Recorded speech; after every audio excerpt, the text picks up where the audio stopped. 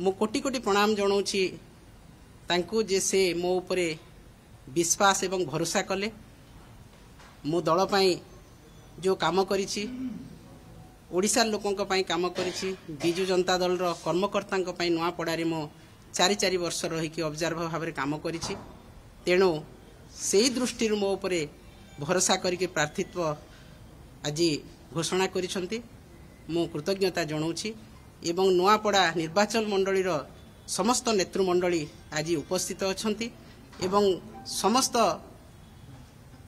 नुआपड़ा वासी को मु प्रणाम जनाऊँगी तांकर आशीर्वाद तांकर मो उपरे निहाती भाव में रहिबो एवं विपुल संख्यार विजयी करेबे मो आज संकल्प नौछि आज दिनठू मो नुआपड़ा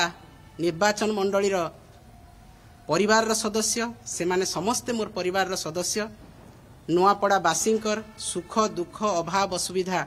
समय प्रत्येक समय मो जीवन रो शेष निश्वास पर्यंत रहिबी